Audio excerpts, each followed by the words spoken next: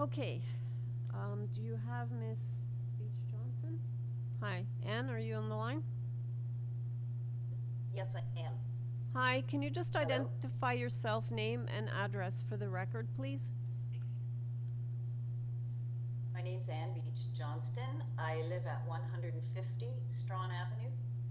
Okay, we're gonna. So I've been a resident. Okay, Oh, no, I was just gonna say we're gonna start the clock now, so you have 5 minutes.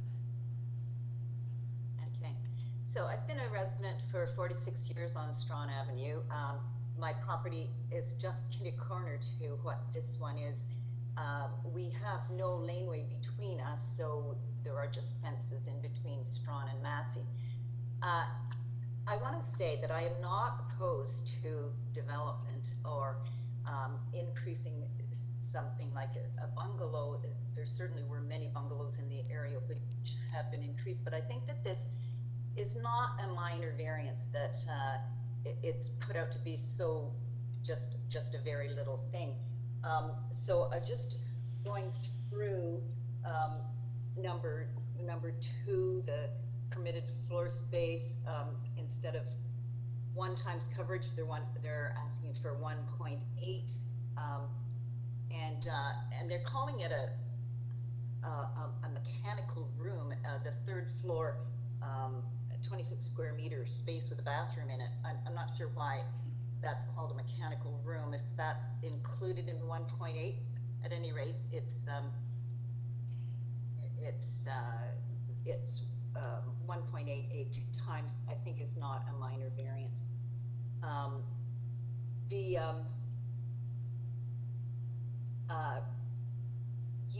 The rear yard, the space at the moment is very small, and they propose to decrease it even more. And I'm not an architect, and looking at these plans I find difficult. It appears that they plan poured concrete, full concrete down the side and across the back, which means there's very little soft landscaping remaining. And we just received yesterday, or a couple of days ago, from the city, a study that's being done in the neighborhood. Basement flooding capacity assessment field study is being done on our street. So obviously the city realizes there are some drainage problems, and I think to cover more of the city with concrete and leave such a little bit of soft landscaping is not the right move at this point. The minimum front yard setback, 1.34, being decreased to 0.82, again, is decreasing it. And there are a couple of mature trees, one very large one I think that forestry has weighed in on. I cannot see how this huge amount of construction, despite trying to protect that tree, that it will not be damaged, especially the one big one.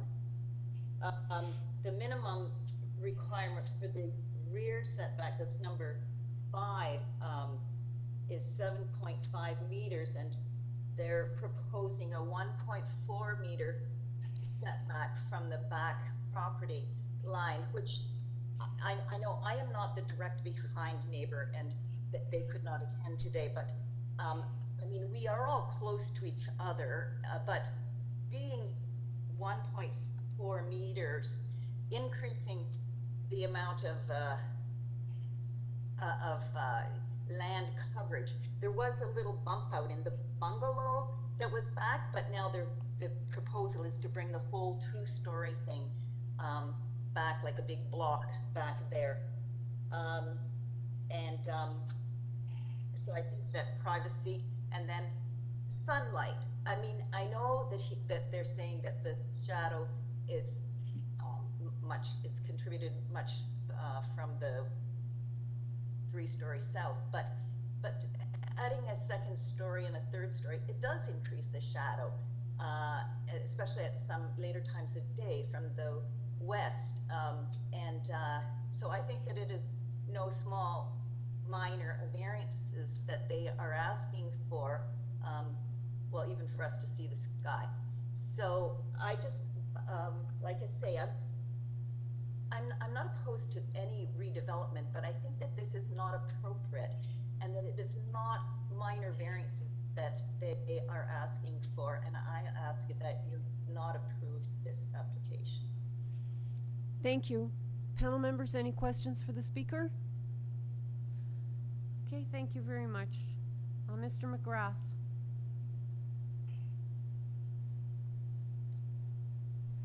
Sorry, 1 second. Hi, Andrew. You're unmuted now. Yep. Hi, can you just state your name and address for the record, please? Yeah, sure thing. My name is Anthony McGrath, and I'm from 152 Strawn Avenue. Alrighty, you have 5 minutes starting now. Thank you. I just want to start out by acknowledging that the applicant, through Sean, their architect, has been very responsive, and I appreciate the responses as we've been chatting about this over email for a few weeks now. My concerns are focused around variance number 4, number 6, and a few other minor points. So I'll just go through them. So the first concern I have is echoed with Ms. Beach's remarks about soft landscaping. I think the drawing suggests it's going to be approximately 32% soft landscaping in the rear. Applicant's point, the 32% is 32% of an extremely small amount given the lot coverage. If you look at the cover letter, page 4, that the applicant provided, you'll notice that this particular lot is exceptionally small. You'll notice that they're irregular lots, and this one actually is very, very minute. You know, our primary concern here is flooding. I'm sure we're all aware of the city's ongoing challenges regarding basement flooding prevention, and as that's being exacerbated by elements such as climate change. We echo again the concerns that there is currently obviously worry on the city's behalf here, evident in that they're conducting a survey right now with Stantec, the consultant that was alluded to. That study apparently commences on August 30th and will be the field element that will be conducted for approximately a week. You know, my perspective here is that 75% lot coverage on such a small lot with such small, it's already below the 50% requirement, reducing it further 32%. My perspective is that's quite material, quite relevant to the current time, and should be denied. So I've asked the applicant if they would be open to revising that. I think that's something that the committee should request.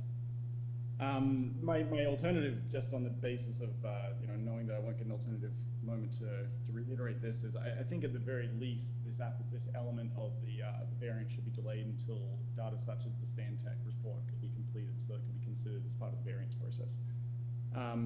Secondly, request variance number 6. This new structure is going to be 1.4 meters from the rear yard setback. I've spoken in detail with my neighbors from 148.5 and briefly with my neighbor from 150. You know, we're concerned about the privacy element and the imposing nature of this structure. I think the third floor element that they have described adding is going to make a substantial impact from a shade perspective. I've seen the shade study that was provided, I think, yesterday or the day before. It definitely does have a substantial impact. Personally, in 2018, I went through tens of thousands of dollars worth of work in my backyard, planting trees specifically to accommodate for the environment. I too carried out a shade study at that time to make sure I could understand what we were planning and they were going to be appropriate for the environment. So my concern is that this will definitely impact that as well. So you know, this is a property that's already beyond the minimum setback, and now they're pushing it further. And so, you know, I just think the natural lights of this element need to be considered a little further. But my final concern is really regarding the tree. Similar to what Anne said, I think it's going to be very challenging to build a property of this nature without disturbing the mature trees on the property or the surrounding properties. And I would request that with that be a condition of any development that occurs in this lot. That's it. Thank you. Any questions for the speaker, panel members? Seeing none. Okay, thank you very much. Mr. Galbraith? Thank you very much. So I think I have the comments here. So the mechanical, the square footage of the third floor mechanical is included in the FSI. That third floor basically allows for mechanical equipment in the rest of the house to be shifted to the roof to reclaim some square footage in the small two-story house that would be otherwise mechanical. It also allows for a washroom up there to make the rooftop use a little more habitable, a little more hospitable. And then there's the staircase that goes up to it.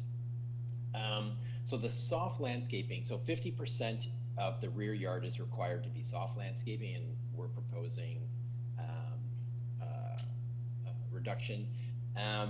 It's a very small, very small backyard, and there isn't really a substantive opportunity to provide a lot of soft landscaping, and the existing condition is only 47% anyway, so it's already deficient. The difference primarily is that we will be adding a walkway to get from the new basement exit around to the side yard. But where there is existing soft landscaping, most of it is intended to be retained, including around the tree in the backyard, which is again proposed to be retained.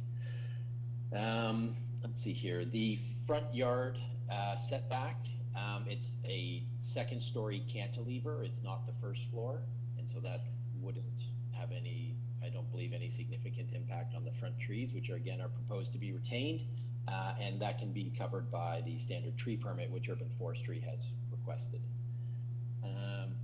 The rear yard setback is an entirely existing condition from the existing building. It's going to be extended up to a second floor, but short of removing, half of the footprint of the building and making an unlivable house, there's just no way to comply with those requirements. And then a lot of the other variances stem from that existing high lot coverage condition. The rear deck variance is actually the basement walkout. It's not an actual deck structure itself. And again, that is due to that's just due to the unique condition of this property. So again, I consider the 4 tests to be satisfied for this project, and it's appropriate and somewhat restrained given other permissions of the zoning bylaw that exist in terms of height and wall height and things like that.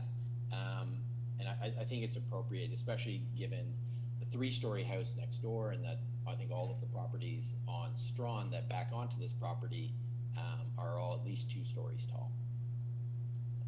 Okay. If you have any questions for me, I'm happy to answer them. All right, let me find out.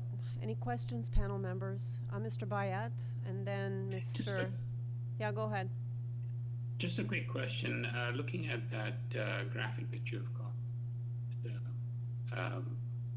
in your covering letter, at the back and on the side of the house, you've got a concrete.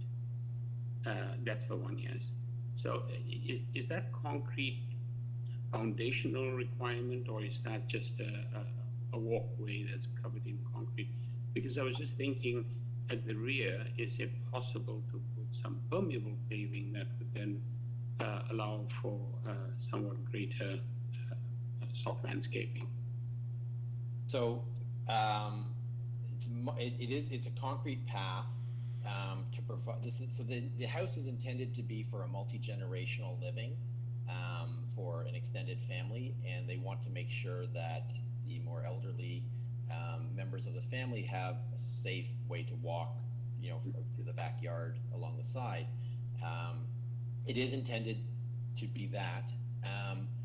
I don't see why permeable pavers could not be used. I think there's probably some opportunities for that. It's not something that I've discussed with my client though, but I'm sure that there's an opportunity to increase it wouldn't be considered soft landscaping by the city, but there may be an opportunity to increase it. They're also investigating ways to do some green roof elements, but that hasn't been finalized yet, and so additional water retention could be achieved on the roof of the second floor. Thank you. Mr. Nipfel, did you have a question? I just wanted to confirm that the existing soft landscaping in the rear yard, before you do any work, did you say it was 47%? Give me a sec here. Is yes, 47% or 8.12 meters squared. Thank you. And Mr. Welcome. Clay, did you have a question? Yeah, sure. For a couple things. First of all, thank you to the folks who called in and shared their views. We really do appreciate them. We hear them. Also, thanks to, I just wanted to acknowledge Mr. Galbraith's cover letter. Did a really good job of, I think, helping us understand the extent and nature of the proposed renovations. I would, if he doesn't do it already, that's the kind of stuff that I hope that he shares with the surrounding neighborhood, or neighbors, when bringing proposals forward, because I think it's very helpful. Similar comments on the soft landscaping as here. I think, you know, given that the building is going to be pretty much under construction, I don't think it would be too much of an imposition to require that concrete walkway to be removed and replaced with permeable.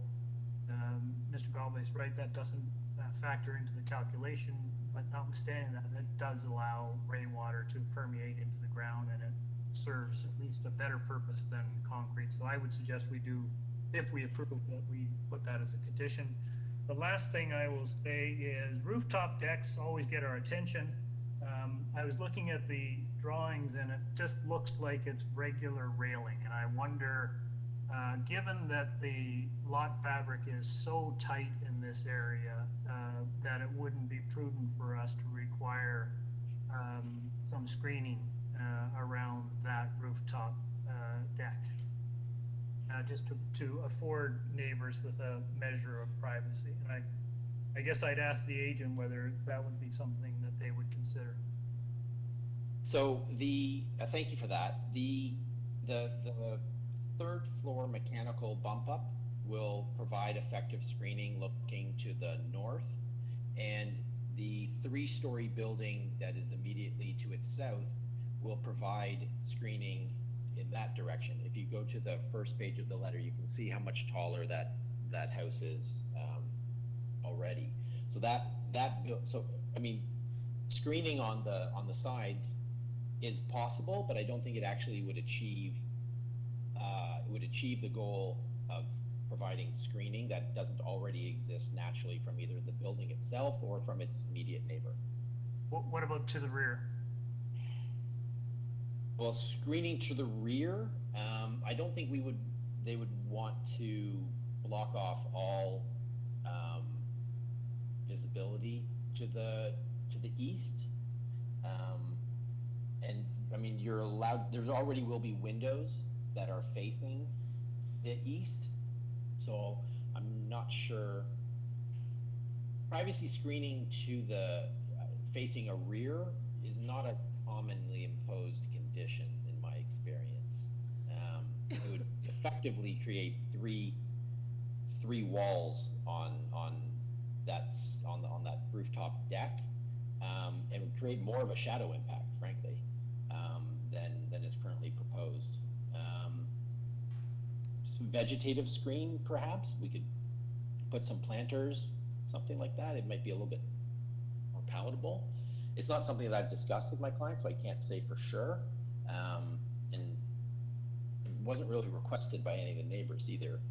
No, and fair enough. I mean, more often than not, we do hear from the neighbors about privacy, and I agree with you. We didn't hear it in this case. But having said that, again, just the proximity of the homes to the rear and to the kitty corner, maybe I'm fine if you wanted to put some sort of vegetative screening there. I just think it would be the neighborly thing to do to try and at least minimize any kind of overlook. So I'm fine with vegetative screening, depending on if my colleagues would agree. Okay, any other questions, panel members? Seeing none, let's take it into committee. Mr. Bayat? Madam Chair, I'd be quite happy to move forward with a motion. I just find, I suppose this is one of those circumstances with the plot the site is very unusual. It's exceptionally small. And given that the existing house is currently dwarfed by houses on either side that are quite large, height-wise at least, I think there's been a good attempt to try and minimize the impact with the new dwelling. I would be happy to move forward with the motion with the condition that the concrete be replaced. The concrete on, I forget what direction, the sides of the building, at the back, at the rear, and on the one side, be replaced with permeable paving. Okay, did you want a condition for vegetative screening also on the rooftop deck, or just the pathway? I'm not sure if I'd want to make that as a condition. I think I'd rather have the architect and Romans figure that one out, Okay, and hopefully produce something that would be workable. okay, so the motion then is to approve the application with a condition that the rear walkway and the walkway on the side be made of permeable pavers. Okay, do I have a seconder for that motion? Okay, Mr. Reed. All in favor?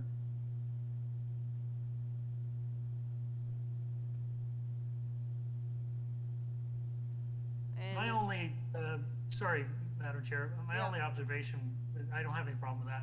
I'm kind of inclined, I would like to have a little condition about vegetative screening. I thought the agent Okay. thought that would be an amendable thing. And I do think, just by virtue of the lot fabric and the proximity to neighbors, I think that would be a desirable thing to do, and a neighborly thing to do. And I think if he's willing to do that, I'd like to attach a condition to that effect to this motion. Okay, Mr. Bayat, are you amenable to amending your motion to include the condition then for vegetative screening or not? Like, or Sorry, through Certainly, you, Madam. hang on one second.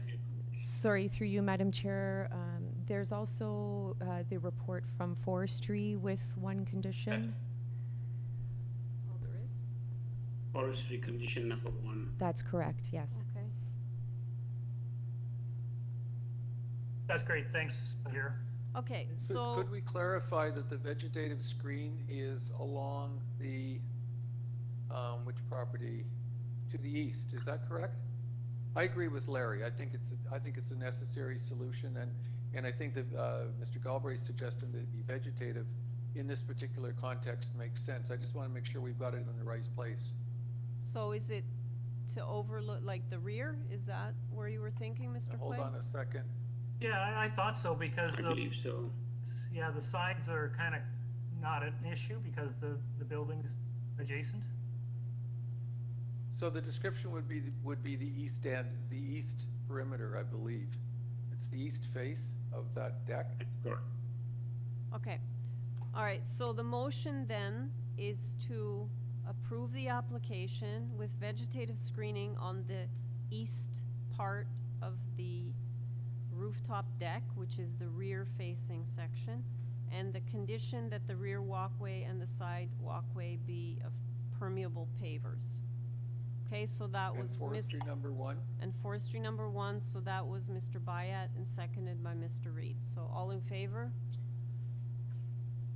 Okay, so that is approved unanimously with those conditions.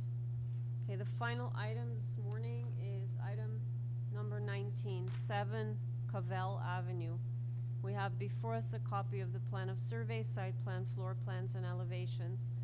We have supporting material with comparables submitted by the agent. We have correspondence in support from number 15, number 3, and number 11, and number 9, which is adjacent. I don't show any opposition speakers. Do I have the agent on the line? Yes, hello. I'm the agent for the owners of 7 Cavell Avenue. My name is Murray Fern. Okay. Panel members, I don't think we need a presentation on this one. Do you have any questions for the agent? No? Okay, Mr. Fern, we've read the materials. We have no questions, so we're ready to go into committee to make a decision. Do you have anything to add before we do so?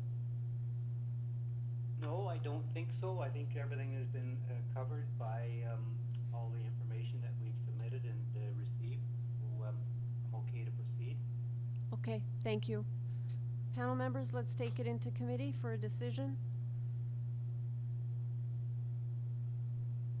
Mr. Reed. I think that this is a reasonable application. It's currently, the site has one of the smaller houses on the block, and this is extending it back into a pattern that really does fit in with the neighborhood. I think also the fact that it is stepped back, the third floor steps back away from the rear yard, goes to decrease any potential overlook or shadowing issues in the back. So I think that's a positive element of the design. And in addition, there's quite broad support from the neighbors. So I think this is an application that is worth supporting. So I move to approve with no conditions. Okay, Mr. Clay seconds. Okay, so motion to approve, moved by Mr. Reed, seconded by Mr. Clay. All in favor? Your application has been unanimously approved, and the committee stands adjourned at 12:48, and we'll be back at 2 o'clock. Thanks, everyone. See you later.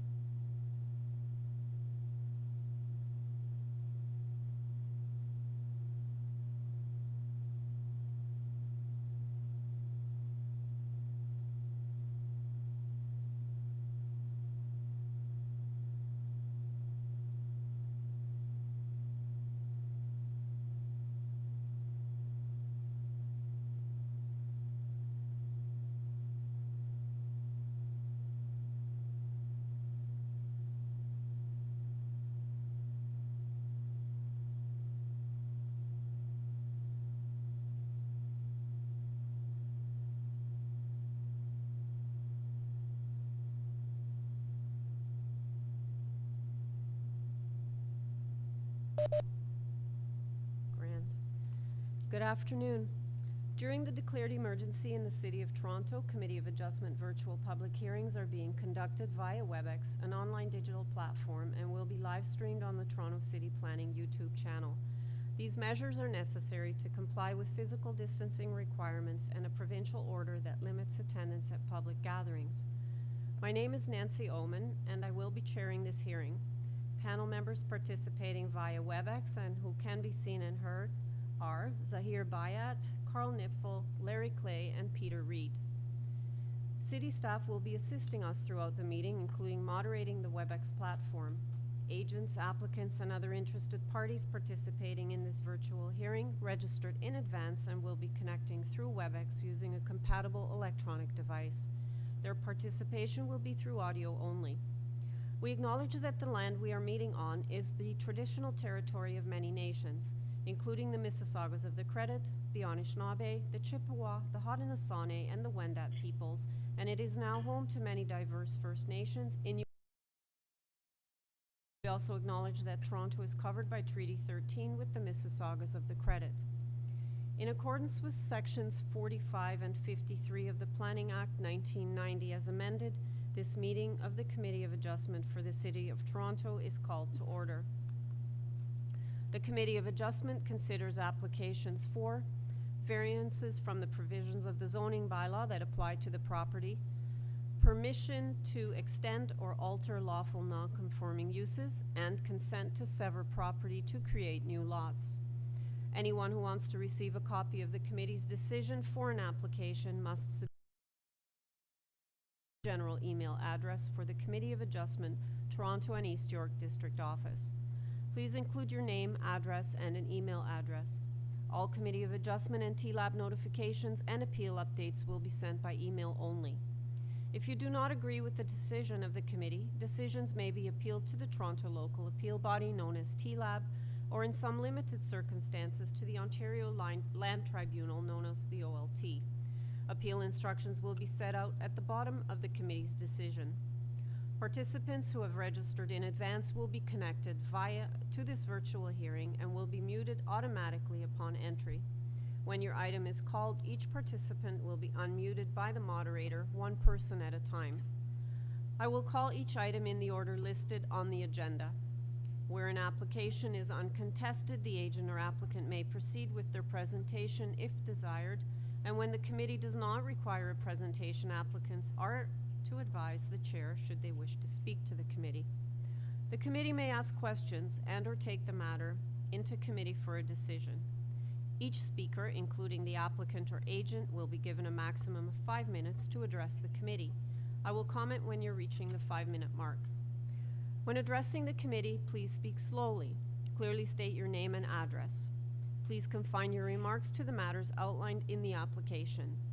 Where required, the applicant or agent will proceed first with a presentation of the application, and then individuals either in support or opposed to the application will be invited to speak.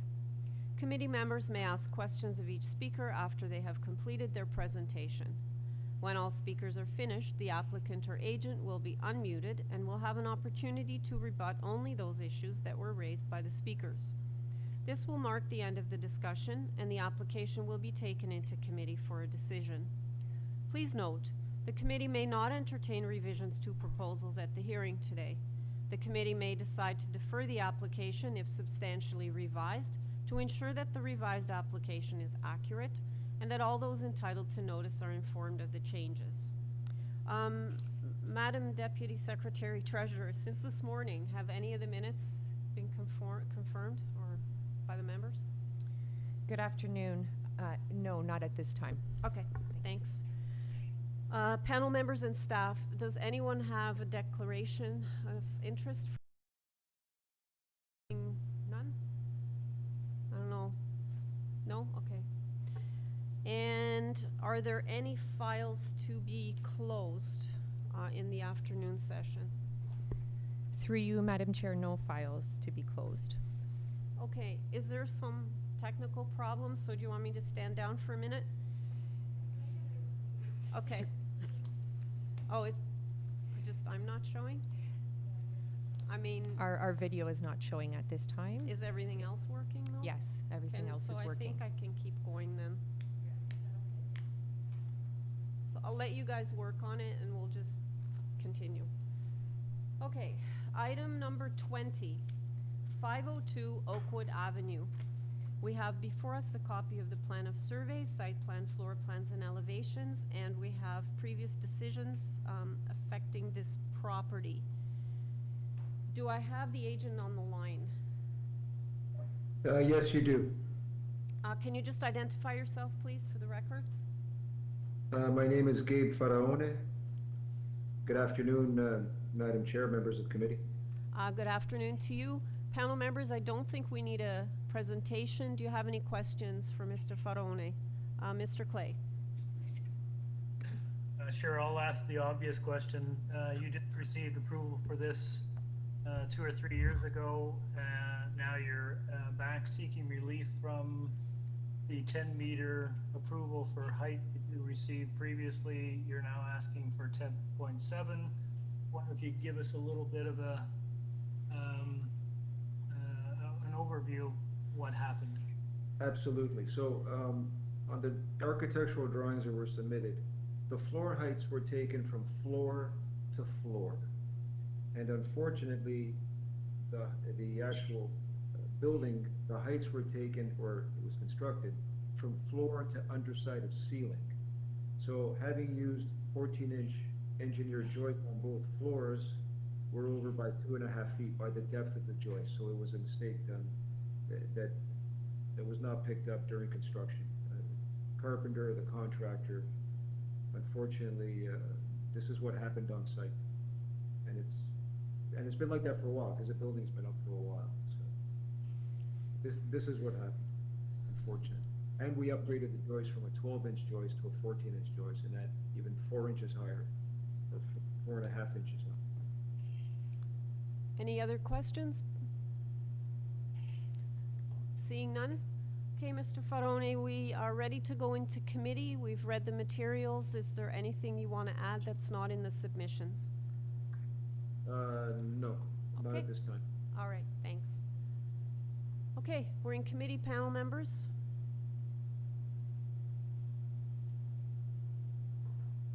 Yeah, Madam go. Chair, I'm not sure if you can see me. Yeah, I can see you. Oh, good. We can see you guys. It's this room that people can't see, so. Oh, no Yeah. problem. I was just going to suggest that I'll be quite happy to bring forward a motion of approval. It's a fait accompli, and the agent has just given us, I had the same sort of question as to, why now? I think I got a satisfactory answer. Okay, do I have a seconder for that motion? Mr. Reed? Okay, so motion to approve, moved by Mr. Bayat, seconded by Mr. Reed. All in favor? Mr. Nipfel, were you in favor, or did you have a question? Do you want? Can't hear you, sorry. Apologies. In a previous application today, we had another legalize and maintain, and we suggested that there be a note placed in the minutes that the committee neither discredits or condones this kind of development without approvals. I would like the same note to go in here as well. With that note, I'd support it. Without the note, I won't support it. Okay, so noted. So I'll just repeat it. So the motion was to approve, moved by Mr. Bayat, seconded by Mr. Reed, and the note will be put in by staff as outlined by Mr. Nipfel. All in favor? Okay, the application's been unanimously approved. Thank you. Item number 21, 185 to 189 Forest Hill Road. We have before us a copy of the plan of survey, site plan, floor plans, and elevations, a covering letter from the agent, a planning rationale prepared by Bousfields, as well as by Aaron Kurtz, solicitor. We have email correspondence from planning as well as ravine and natural feature protection. And they're asking for condition number 1, ravine. And I don't have any speakers listed other than the agent. Do I have the agent on the line? Hello, this is Aaron Kurtz, counsel for the applicant. Hi. I don't think we need a presentation, sir. Let me see if there's any questions. Panel members, any questions for the agent? Seeing none?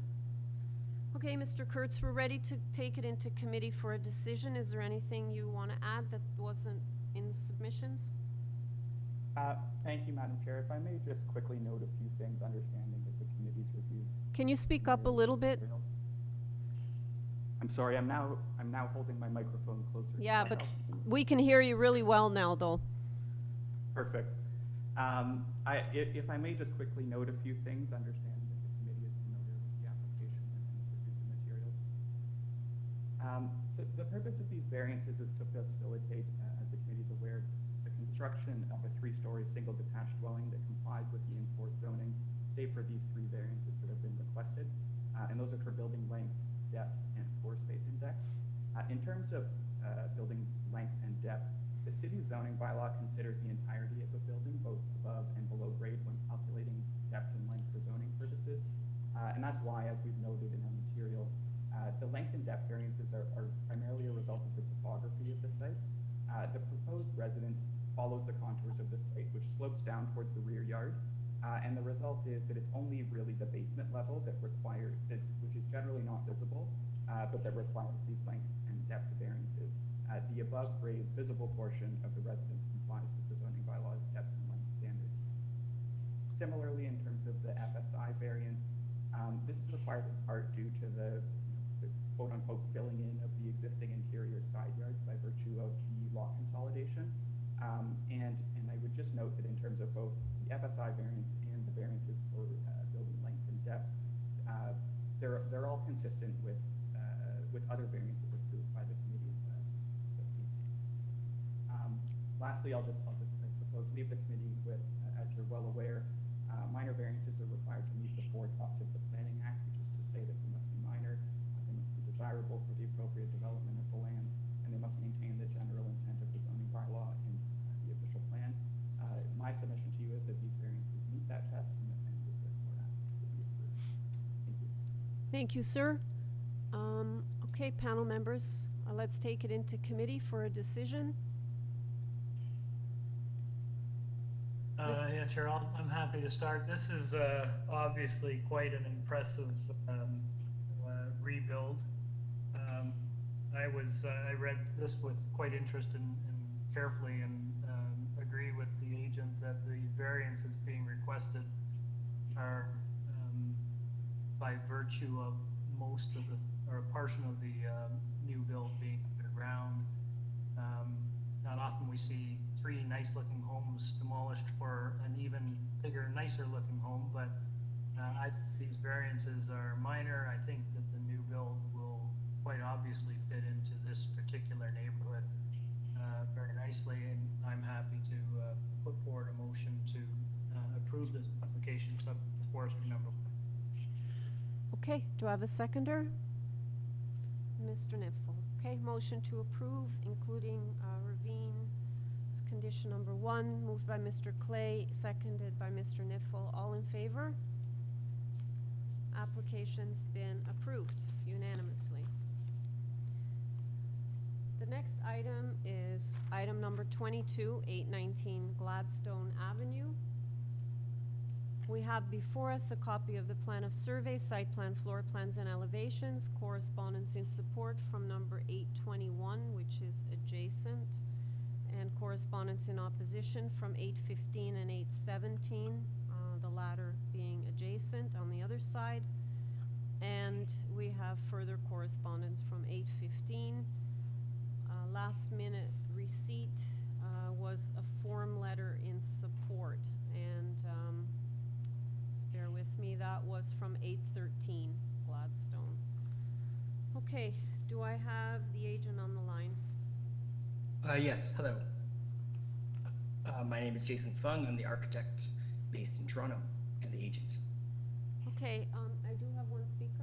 Okay, we do have one speaker in opposition, so I'm going to ask you to do a presentation no more than 5 minutes, starting the clock now. Sure. My name is Jason Fung. I'm the architect and agent of the project based in Toronto. The owners bought the property back in 2014 and have been planning this addition and renovation since they purchased it. Their children attend the nearby school that is meant to be their forever home. The intent of the project is to maintain the basement, ground floor, and second floor exterior walls.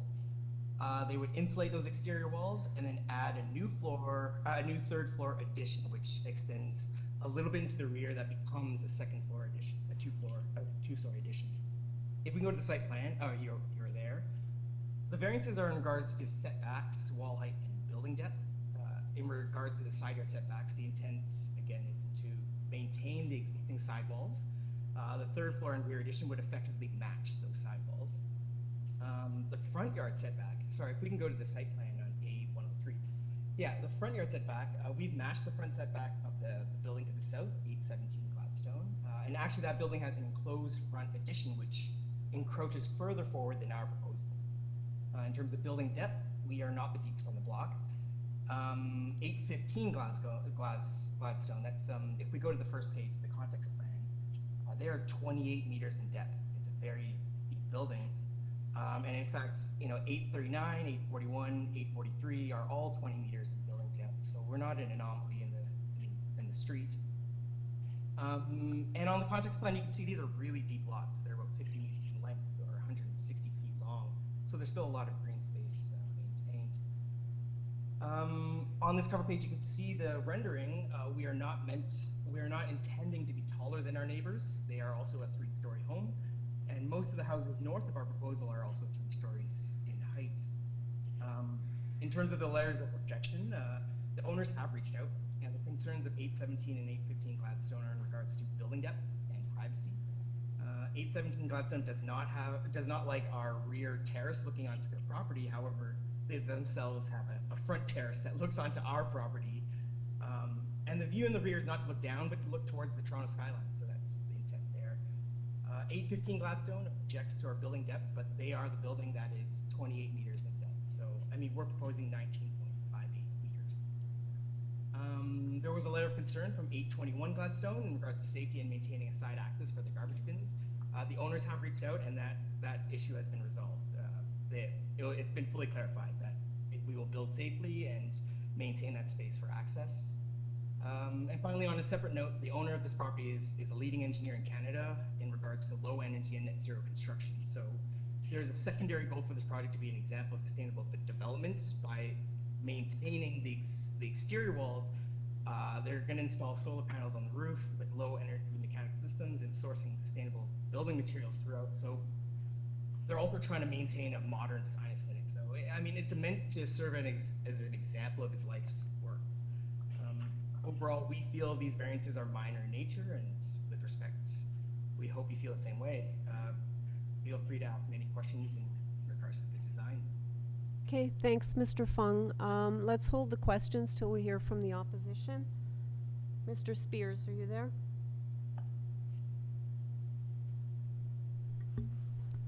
Through you, Madam Chair, I think the attendee had dropped off the call. I'm going to try and give him another call. Okay, we lost our opposition. Just bear with us while we try to reconnect.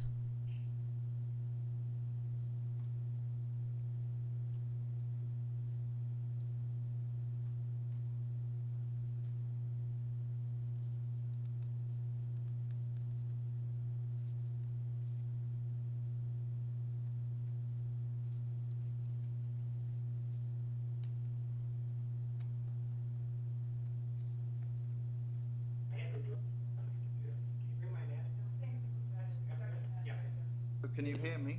Hi, is this Mr. Spears? Yes, speaking. Great. Can you identify yourself, name and address for the record, please? Sure, Nicholas Spears, 817 Gladstone Avenue. Okay, sir, you have 5 minutes. We're starting the clock now.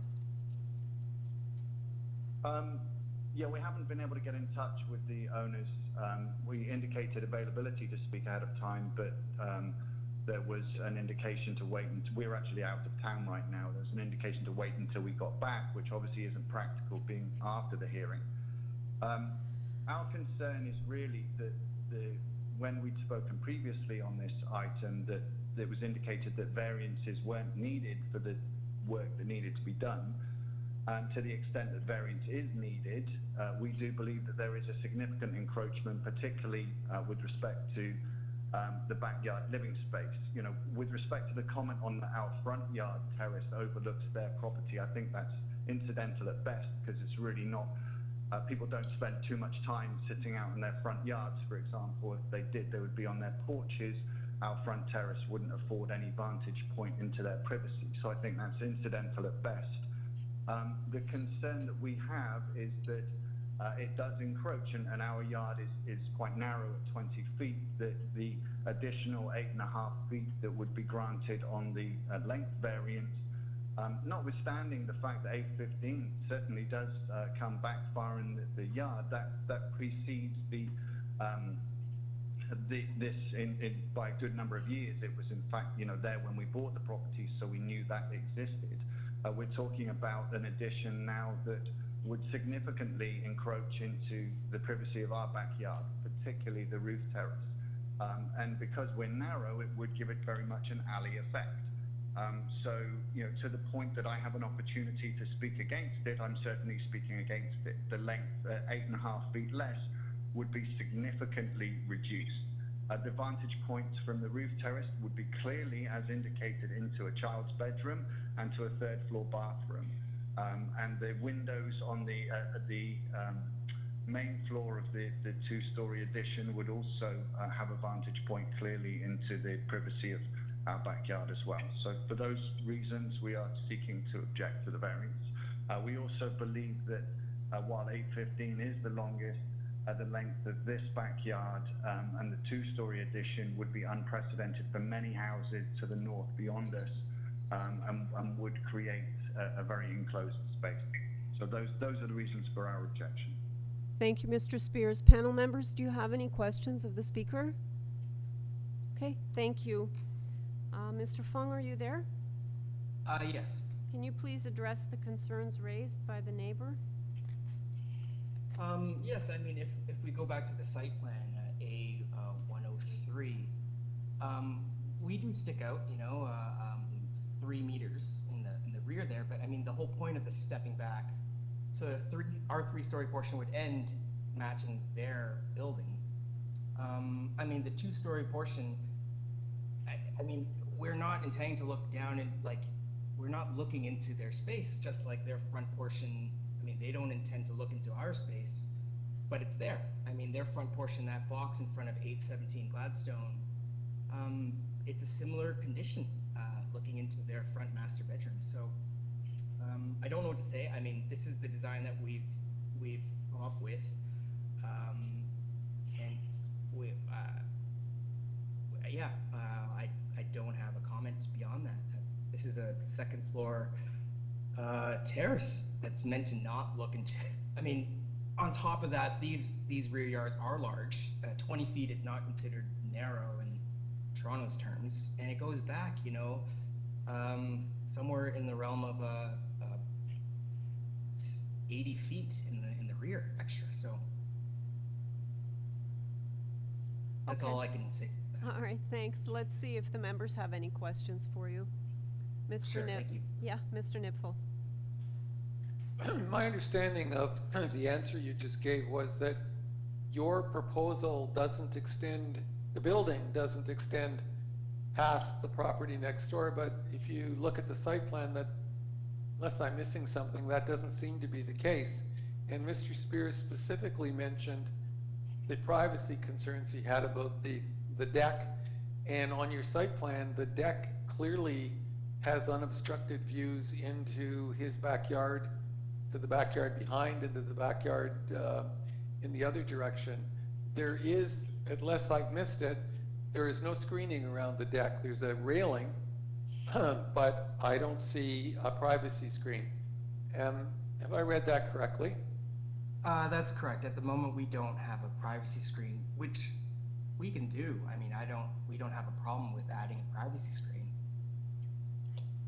Okay, that was going to be my question. I actually think that the proposal, if it were to proceed, needs to have included a 1.5 meter privacy screen, and I believe I've got the directions right, on the north and the south and the east faces of edges, I should say, of the terrace. All the way around the entire terrace. Well, because it is in fact sitting out in clear view of the properties completely around you, and as such, it has overview into those properties.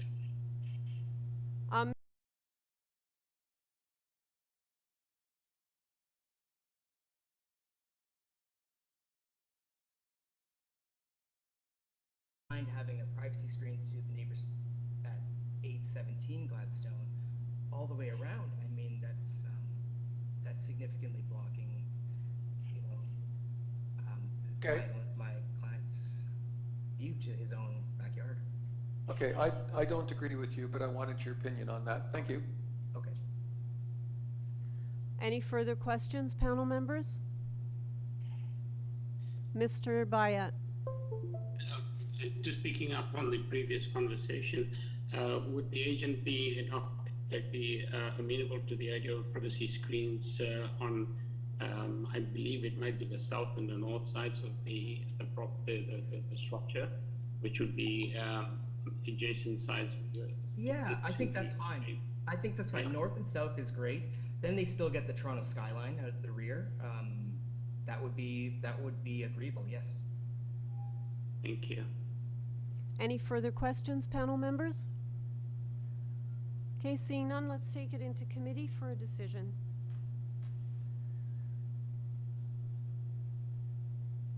Mr. Bayat. Madam Chair, I'd be quite willing to move forward a motion with the condition that privacy screens on the two sides of the house adjacent to neighbors, privacy screens be a condition of the approval. To the height of 1.5 meters, is that? I beg your pardon, yes, correct. Okay. All right, do I have a seconder for that motion? Mr. Nipfel. Okay, motion to approve, including a condition for 1.5 meter screening on the north and south side of the terrace. Moved by Mr. Bayat, seconded by Mr. Nipfel. All in favor? Your application's been unanimously approved. Thank you. Item number 23, 36 Ava Road. We have before us a copy of the plan of survey, site plan, floor plans, and elevations, comparables, pre-circulation waiver, presentation materials that include 21 photographs plus aerial map of the neighborhood. We have email correspondence from transportation. They have no concerns. Support from number 29 Ava Road. I don't have any speakers other than the agent. Are you on the line? Sorry, through you, Madam Chair, before we get to the agent, we did receive one support letter this morning from 32 Ava Road. Okay. Thank you. All right, Ms. Evangelista, are you there? Good afternoon, Madam Chair. I'm Evangelista, present on behalf of the owner of 36 Ava. Alrighty, panel, And, just let me see if we need a presentation. I don't think so, but no. Do you have any questions for Ms. Evangelista? Seeing none. Okay, we don't need a presentation. We've read the materials. Is there anything you want to add that's not in the submission before we go to into committee?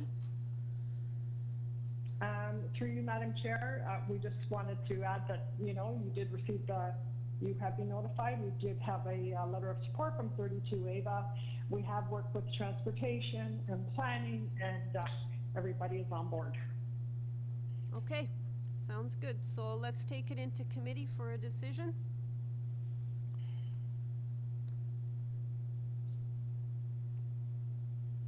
Mr. Nipfel. Madam Chairman, I think this is quite a reasonable proposal. I think the variances are reasonable. The development that is proposed, I think will be an asset to the community. I don't see a negative side to this. I'd also like to comment that the submission that we received from the applicant was first rate. It included all sorts of facts and figures and detailed analysis that made review of the application actually quite a pleasure. I would like to move approval of the application without condition. Okay, do I have a seconder? Mr. Bayat. Motion to approve, moved by Mr. Nipfel, seconded by Mr. Bayat. All in favor? Your application's been unanimously approved. Thank you. Okay, item number 24, 1475 Danforth Avenue. We have before us a copy of the plan of survey, site plan, floor plans, and elevations. We have a revised site plan, correspondence from the agent, support from 1440-42 Danforth Avenue. And do I have the agent on the line? And I actually, hold on one second. I think I saw something about refusal from planning. Is that correct, Madam Deputy Secretary Treasurer? Through you, Madam Chair, planning staff is requesting that variances number 6, 7, 8, and 9 be refused. 6, 7, 8, and 9. Okay. Okay, so that report was received late, and let me just go to the supplemental here. Okay, so it's in our supplemental agenda. Okay, do I have the agent on the line? Yes, I do. Good afternoon, Mr. Chairman and committee members. My name is Saba Al-Mathnou. I am principal architect for QBS Architects, and I am the agent. This proposal in front of you for 1475 Danforth Avenue, it's a mixed-use building. Originally, it's 2-story. We are planning to add 2 more stories of residential. We have worked closely with planning, and we've done back and forth communication with planning. As you had mentioned earlier, after the deadline for comments had passed, we received comments from transportation. Since we really wanted to work with them, so we revised our drawings furthermore. But because the deadline had passed, so I'm not sure committee members had the time to go over the drawings.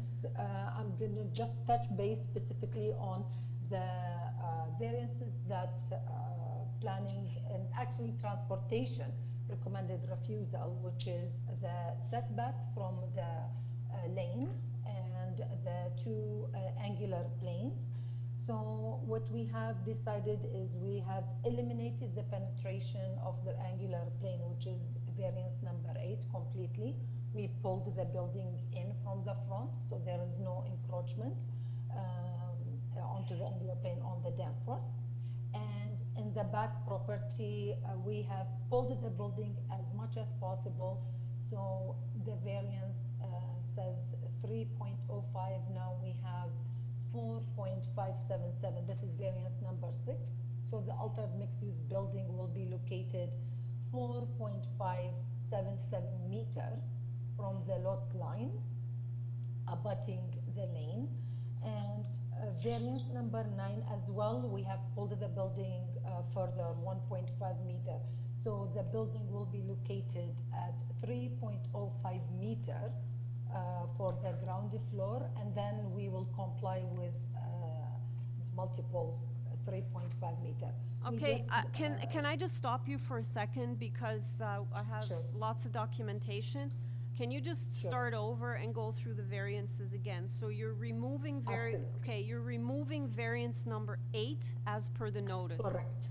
Okay? Absolutely. And then which one are you revising? Okay, variance number 6. Yep. It says the altered mixed-use building will be located, and instead of 3.05, yep, we will have 4.577. Okay. From the lot line.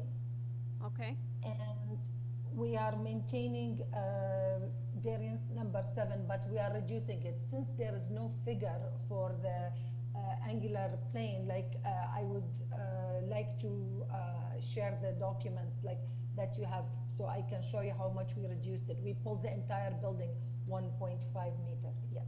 So you're talking about the revised plans? Is that correct? Can you? But there yeah. So which? Okay. Can you give me a page number so staff can put it up? Of course. So if you go to the revised plans, and we will go to, so this is the older version. So we have a revised version.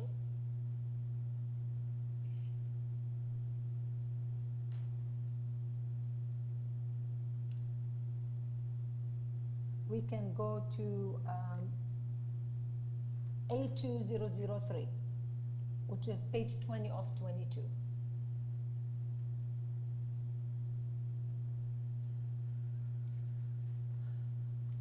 Exactly, this section should be okay. So if you scroll up. So this is the original design. What if you see the back of the building, which is the right side of the section, was right at the property line. What we've done is we pulled this in. So you should have the drawings on the portal. It says revised plans.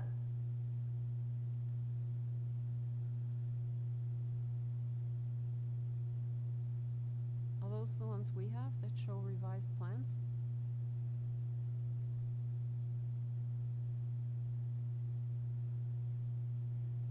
The date should be Like August. like D2 in the agenda, it says revised, but okay, so then I don't think we So have. basically, yes, you can see like this is like I can just like this wall is basically pulled in 1.5 meter in. Okay, before you go any further, Yes. Madam Deputy Secretary Treasurer, do we have the correct plans? Because if we don't, then I'm not really sure whether we can deal with these revisions today. Through you, Madam Chair, what we have under revised plans was received by the Committee of Adjustment on August the 18th. And so I'd ask the agent, are these the correct revised plans that are on the screen? So if you scroll down. No, hold on a second. Did you hear the question? The question is, Yes. the revised plans that the committee has were received here on August the 18th. Are those the plans you're talking about? Because they don't appear to be in sync with what you're saying. It should be August 19. We did send formal revised drawings after we received the notice from the transportation. Okay, so just bear with me for a minute. So I don't think we have those plans. Is that correct, Madam Deputy Secretary Treasurer? I don't see them here, no. Okay. So these are basically. No, the hold figures. on, just hold on. Panel members, it doesn't appear that we have the revised plans that the agent's referencing, so I'm not really sure whether we should proceed with this today or not. Can I have some of your thoughts? Because we also have the refusal report, and these new plans are addressing some of those issues, so we can't really see how much it's been reduced in terms of the penetration of the angular plane. I'm not sure if planning would have wanted to put comments forward. I don't know. So what are your thoughts? Chair, maybe I'll start it. I think it's unfortunate we don't have the final plan, because I think this is a fully supportable application otherwise. Can we ask the agent if, through the discussions they've had with staff, that if it's mainly the setback from the laneway that I think that we're dealing with now, is 1.5 meter inset from where it was before. Did you have discussions with staff on that actual number? So unfortunately for the transportation, we didn't have the time because they sent us after the fact. But what we have done is we made the entire multiple floors, like from second, third, and fourth floors comply with even 3.5 meter. The only portion that we could not make it with the 3.5 meter as per the bylaw is the garage. So we went to 3.05 meter from the original proposal 1.5 meter, which we are even 40 centimeter beyond the adjacent building. So if you can refer to the site plan. Yeah, no, I can share my screen. I get that. I think, you know, in the back of my mind, the reason that they're concerned about the laneway setback is largely to deal with cars and access to trucks and such. So I'm not sure I'm qualified enough to be able to say whether 1.5 meters is an appropriate setback or not. Having said that, I would personally dearly like to find a way to actually see our way through this one, because I think this kind of density on Danforth is exactly what we should be supporting. The other issue is, though, we don't have the revised plans, so I'm not really sure how we can. I'm just, yeah, staff's going to weigh in here. Hang on one second, Carl. So through you, Madam Chair, just regarding variance number 7, because we've been told that variance number 8 is being removed. The variance reads, the altered mixed-use building will penetrate the angular plane. So if this is still a situation, the variance number 7 would remain as it is worded now. And can we tie them still to the plans that are received on the 19th? Because, I mean, we haven't seen them. Right, so a revised site plan will have to be submitted to show what the amendments are to variance number 6 and variance number 9 as amended. And also, as the applicant indicated, she still is within the angular plane, but she's less so. I'm sympathetic to Larry's point of view, but we just don't know what the recommendations would be from agencies. I suspect the planning department would be much more in favor of this application and possibly remove many of its objections, but we don't know. And I'm nervous about trying to reference drawings that we don't have on file. Okay, Madam Deputy Secretary Treasurer, did you have something to add? No? No. No? Okay. Mr. Bayat, Mr. Reed, what are your thoughts on this? It's kind of... Yeah, this this isn't easy. I completely agree with Larry's take that this is a very near supportable application, and I think that the concerns that planning raised, the angular plane penetration seemed quite small, but I think I have to concur with Carl that we can't be tying this to plans that we haven't seen, and I think this is best deferred. Okay, Mr. Bayat. Madam Chair. Okay. So I think we're evenly split, the panel. I'm actually of the opinion we should have the proper plans also, so I would be inclined to defer as well. Again, as this morning, what would be the earliest you can get this back on the agenda? Through you, Madam Chair, I'll have to speak with staff to determine a date. You are aware that we send out notices more than 21 days in advance of a hearing. So the applicant can work with me along with the application technician to get her on to a sooner date. Okay. Ms. Mathno, I think the committee's inclined to defer this application so that we can have the proper plans before us. And I'm really sorry, but that's what happens when, you know, materials get submitted late. And I do understand that the planning report came rather late also. Yes. So we've waited so much for this hearing date, and the owner, who's the developer, unfortunately, he's been spending lots of money on this, and it's such a needed development. It's not aggressive by all means. We have the support of both neighbors, and we believe it fits right into the streetscape. It fits right into the development plan. So it's really, I was seeking your support and help on this. This is what my concern is from deferral, because it's an unknown hearing date, so at least it's going to take us another month or so, and it's going to eat up from the construction, but I'll leave it to the discretion of the committee members. I just seek your help and support. again, I'm very sympathetic. It is an unfortunate situation, but I'm gonna take it into committee and see how members are gonna vote on this. So let's take it into committee, panel members. Mr. Bayat, sorry. How to start off, and I'd like to move a motion to defer, because at the end of the day, if we, as my colleagues have so eloquently mentioned, we could not even tie the application to specific plans because we haven't seen them, we don't have them. So I think it would be an error in judgment if we approved it as is.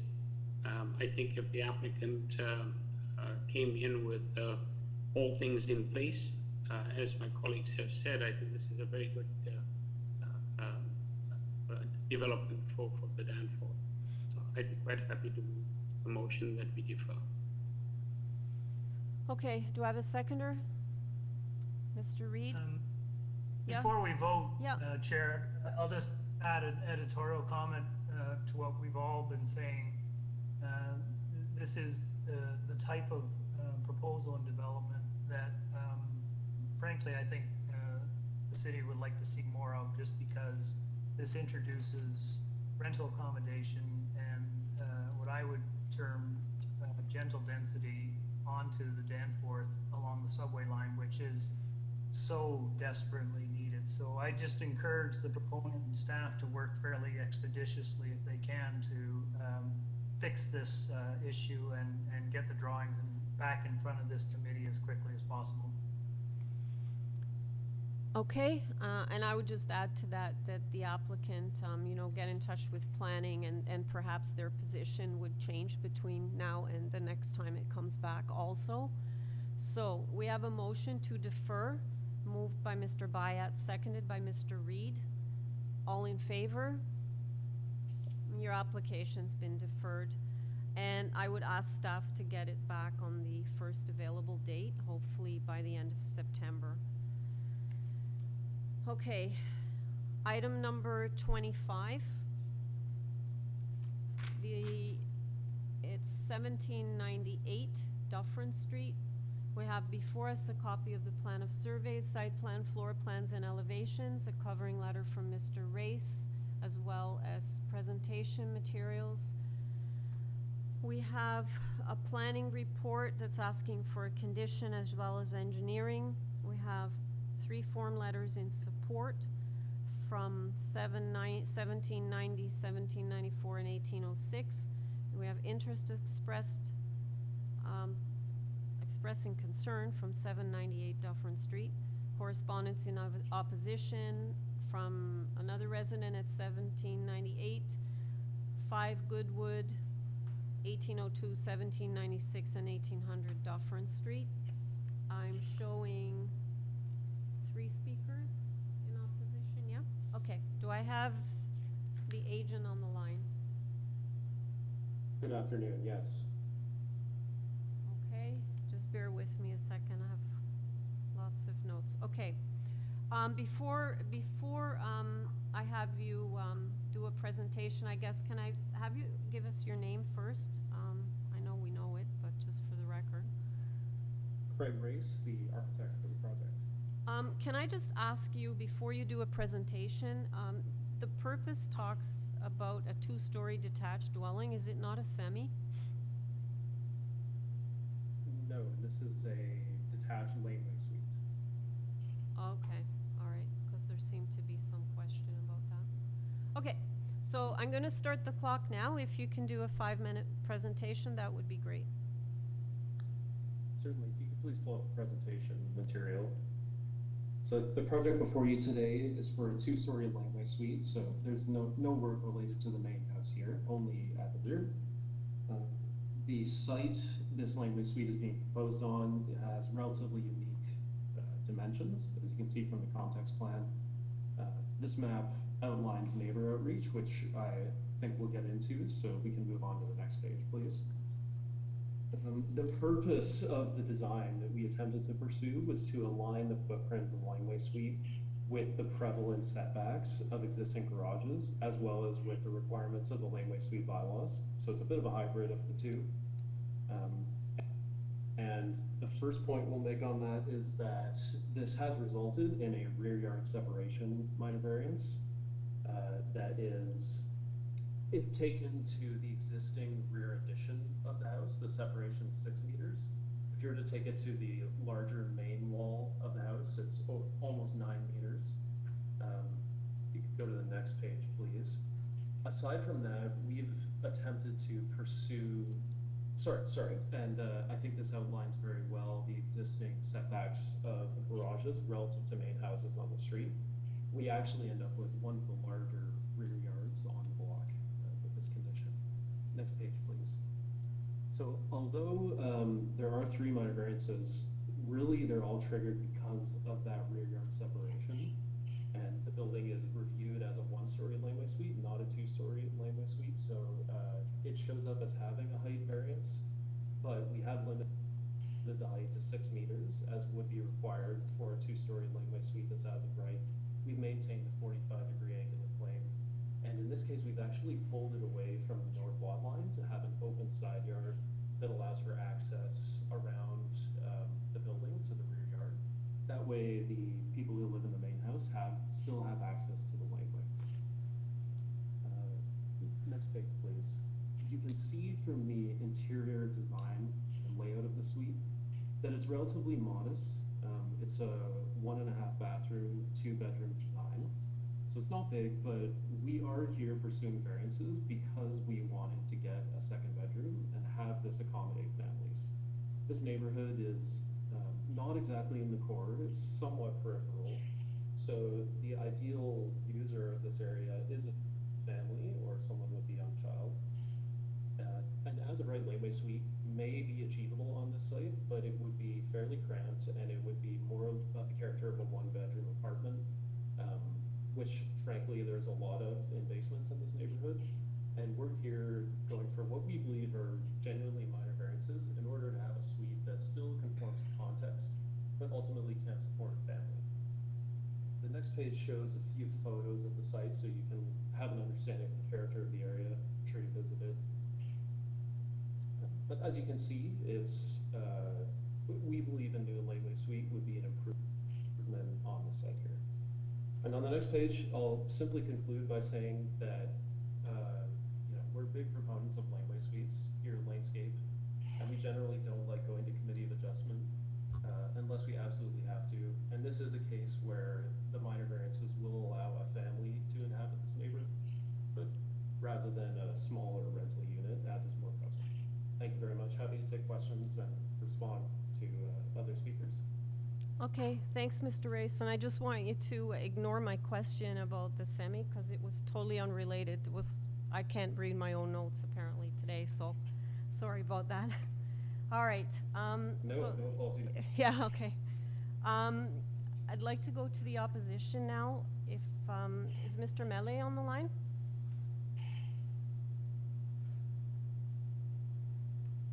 Hello. Hi. Can you see? Hi, how are you? I'm good. How about you?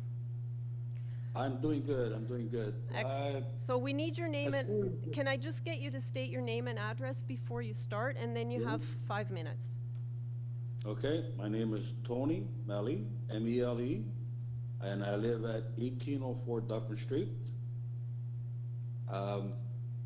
Just 2 houses away from the so-called property that is in question. And I believe right now that that property being a 2-story property is pretty much of an eyesore. And the owner of the house, he doesn't even know who lives around here because he rents the whole house out. The way he maintains the property, it's atrocious. I've been living in this area for 57 years and everything's been going downhill. All that's happening here is the area has been depleted. This was a good neighborly area before, and by doing these things, it's depleting them. Okay. Is there anything specific to the variances that you object to? Well, like I said, it'll be an eyesore, and that house would be looking straight into the other house. Like, did they even take that into effect? The height? Okay.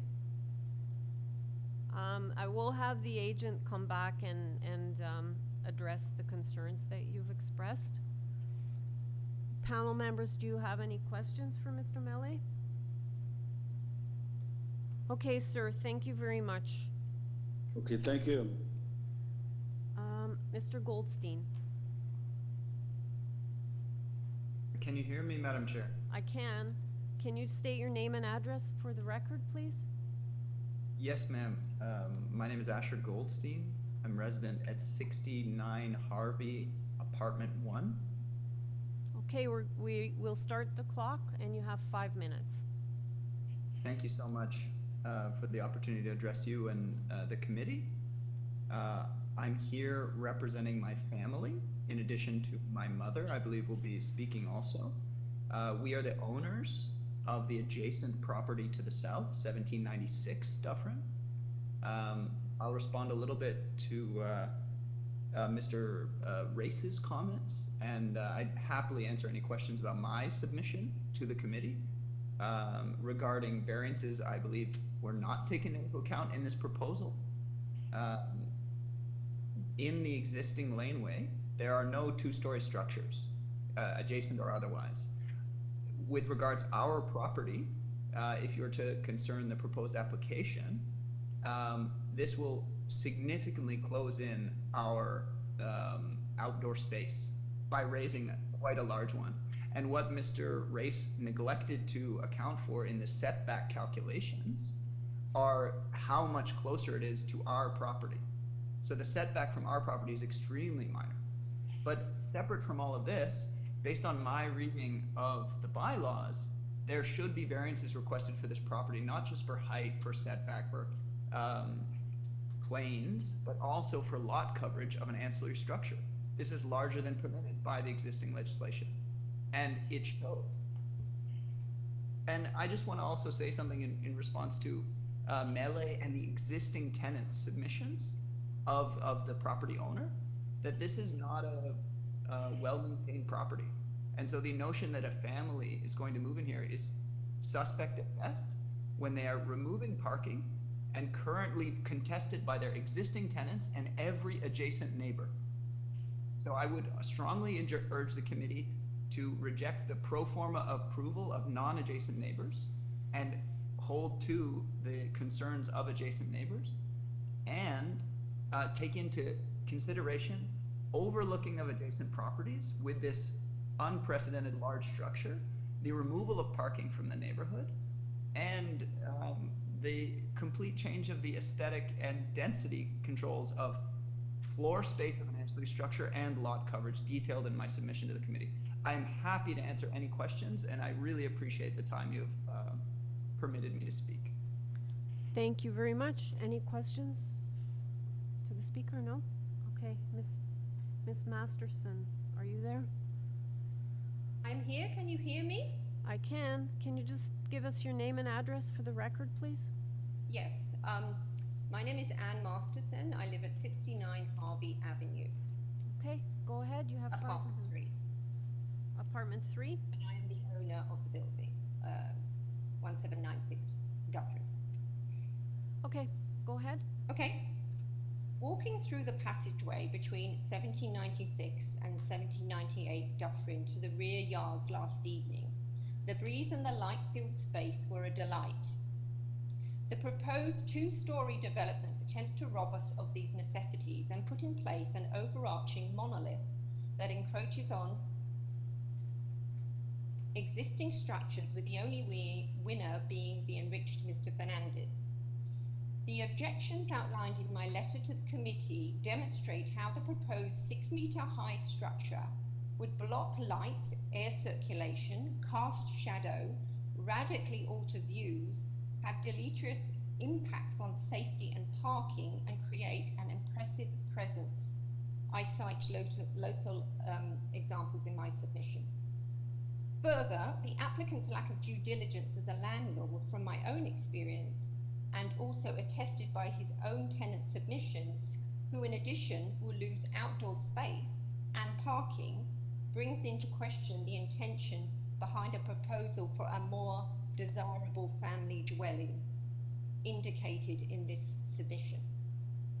To add to this, the variances raised in the proposal, re height, angle and distance, do not address how close this proposed development would be to my house. 3.81 meters from my rear addition, but if you take into account the awnings on the rear addition, it would be 2.28 meters to the new development proposal. As a consequence of COVID, we have come to realize the vital importance of ventilation, light, and access to outdoor spaces. As a critical care nurse, I'm very cognizant of the impact COVID has had and will continue to have on our daily lives. And having extensive experience in community health and an advanced degree in this area, I am keenly aware of the centrality of social determinants on health and well-being. This proposal attempts to undermine health and well-being by massively impacting the enjoyment of interior and exterior spaces for current residents, and the motive is solely profit. Thank you for listening to my submission. Thank you very much. Panel members, do you have any questions for the speaker? Okay. Mr. Race, are you there? Yes, hello. If you could address the concerns that were raised, and from what I read, there were some concerns about bicycle spaces being lost, the deck, fire exit, privacy concerns, sight lines, garbage storage, and then parking you heard as well, some other issues. So if you can speak to them, please. Certainly. So, and I'm sorry I didn't get all those written down. I'll do my best. Okay. As with any laneway suite, we have 2 legal bike parking spaces on the site, and garbage storage will remain where it is currently. That's part of the rear yard being redesigned to allow for more soft landscaping, as is required by the bylaw. Speaking to Mr. Goldstein's mention of exceeding the coverage of an ancillary structure, so as the committee likely knows, the bylaws do have requirements for ancillary structures that apply to things like a garage or a shed.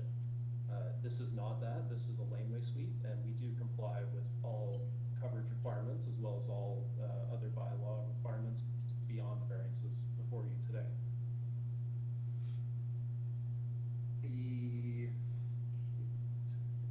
And in terms of height, a 2-story laneway suite is permitted on this site. As I mentioned before, because we're going for a reduced rear yard variance, that does trigger a height requirement, but the design still attempts to maintain a 6-meter height requirement with an angular plane to ensure that we would comply with that of a typical 2-story laneway suite, and ensure that the access to sky and sun is maintained by those angular planes. The final mention I'll do here, unless there are any other questions, is just with respect to the fact of this being an eyesore and a depleted neighborhood. Laneway suites are step 1 of a revitalization plan here. This is going to create a brand new housing unit that we think will be superior to the main house. And it's frankly the kind of family-oriented housing the neighborhoods need to remain vital. So although it's certainly difficult to imagine this type of new housing coming into the neighborhood, the laneway suite policy is new and it's still unusual to some people, but where we've seen examples, they have proven to be exemplary examples of good neighbors and high quality new construction being infused into neighborhoods just like this one. Happy to take any questions. Thank you. Okay, Mr. Nipfel, go ahead. Your comment about the revitalization starts with a laneway suite is a bit suspect in this particular case. I've seldom seen such unanimity of opinion on the poor state of repair of this property. And the question that, the elephant in the room, if you will, is if the current owner has done such a terrible job of maintaining the existing property, what hope is there that he would do a better job of maintaining the laneway suite? Could you speak to what I believe is a long-standing disregard for property standards? And from my point of view, I would want to see a condition on any approval of this application, should it get approval, that the owner needs to work with the building department to provide satisfactory property standards. This is unheard of, where you've got this much opposition based on current conditions which are rectifiable.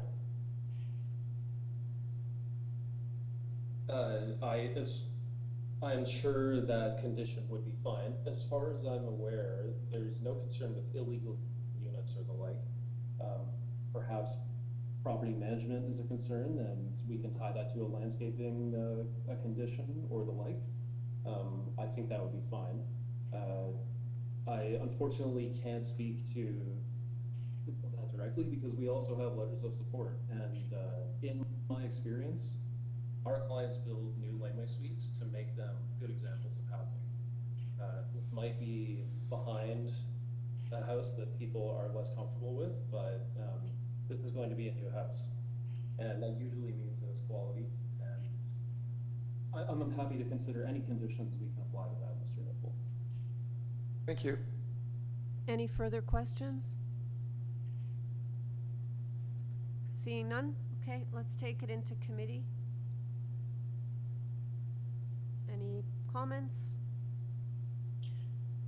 Mr. Baya.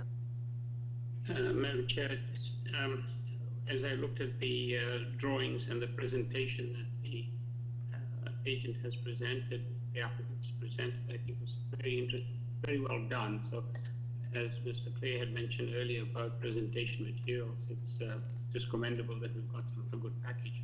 Having said that, I think there are two separate issues here. The concern about the upkeep of the main house is not an issue for us. What is at issue is the laneway suite. And from my perspective, the laneway suite is a rather interesting design, and will definitely provide accommodation for a couple or a triple, I'm not sure how many, but and as the agent mentioned, it's a new build. It would be in the interest of the landlord to maintain it. I think where tenants have concerns about the maintenance of a property, there are other avenues for their concerns, and I would be very sympathetic to that, but I think that's not what's before us. Okay, anyone else want to weigh in? Mr. Reed?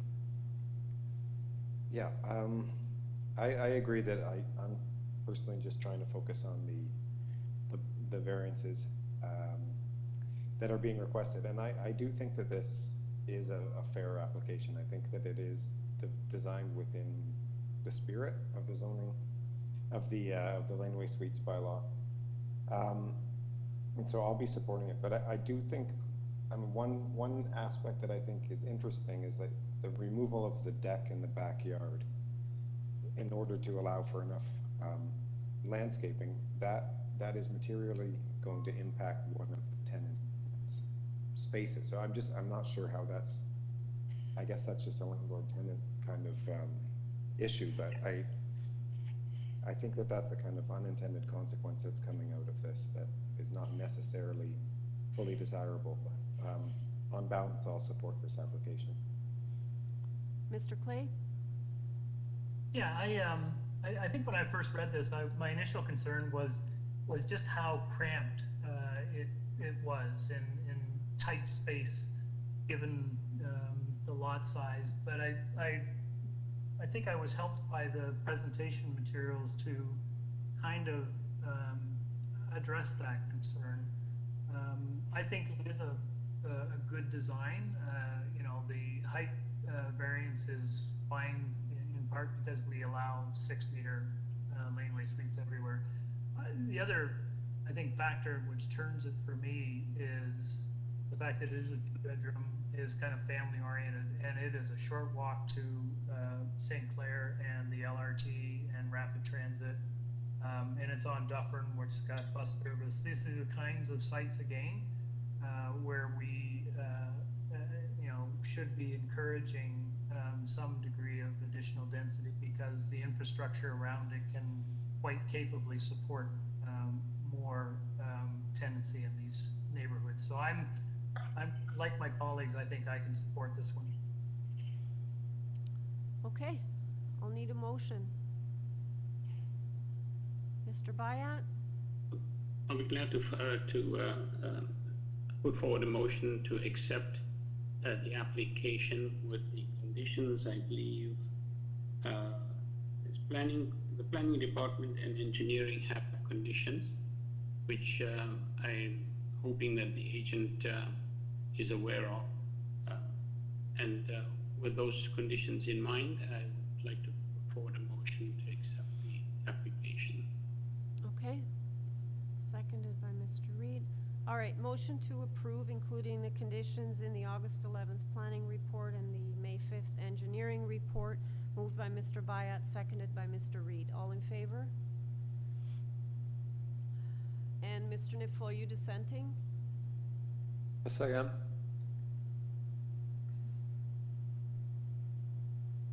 Okay, so the application's approved with Mr. Nipfel dissenting.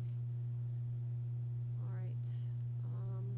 Item number 26, 737 Bloor Street West. We have before us a copy of the plan of survey, site plan, floor plans, and elevations, a covering letter from Mr. Smiley, the agents, and 5 photographs of the neighboring property. Are you on the line, Mr. Smiley? Yes, thank you, Madam Chair and members of the committee. It's Neil Smiley of Fasken Martineau, and I represent the applicant and owner, 737 Bloor, with respect to the variances before you today. Thank you. I don't think we need a presentation. Panel members, do you have any questions for Mr. Smiley?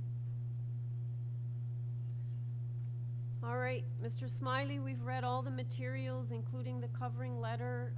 We're ready to go into committee, and there are no questions. Is there anything you want to add that's not in the materials? Just one matter, Madam Chair. I'm not sure if the members are aware, but there's a corresponding site plan application, albeit it's a modest site development. It's just for their committee members' information that planning and engineering are supporting the variances before you today. Yeah, I did note that in my notes, and from my perspective, this is a vast improvement to the site, actually. So, all right. Agreed. Okay, we'll take it into committee then for a decision. Mr. Nifel. Madam Chairman, unless my colleagues have anything else that they're concerned with, I would like to move approval of the application without conditions. This is, in my view, a very good proposal to remedy existing deficiencies and will clearly be an asset to the neighboring community. Okay, do I have a seconder for that motion? Mr. Clay? Okay. Madam Chair, I just want. Yep, go ahead. Wait, I love making editorial comments on proposals like this, in part because this location is, I think, less than a minute walk from a subway station on a commercial strip across from Christie Pitts Park. You know, I only wish, and I probably get myself in trouble with this, I only wish we could actually build more there, because I think these are the kinds of sites, frankly, that we should be trying to encourage and accommodate. I appreciate OPs and zoning bylaws and everything else, but man, this is an ideal site for more rental and accommodation and housing. So I'm 100% supportive of this one. Thank you, members. In that too, I think I threw a seconder in there. Okay, now I'm totally off track. Okay, who moved the motion? Was it Mr. Carl. Yeah, that's what I thought, but I just. All right, so I have a motion to approve, Moved by Mr. Nipfel, seconded by Mr. Clay. All in favor? Okay, the application's been unanimously approved. Thank you, members of the committee. Be well and be safe then. Thank you. Thanks. Item number 27. Yes. Okay, they have to switch to YouTube, so let's take a 5-minute break, okay? That way I To can- everyone watching on YouTube, we'll be switching to PM part 2 in about 5 minutes.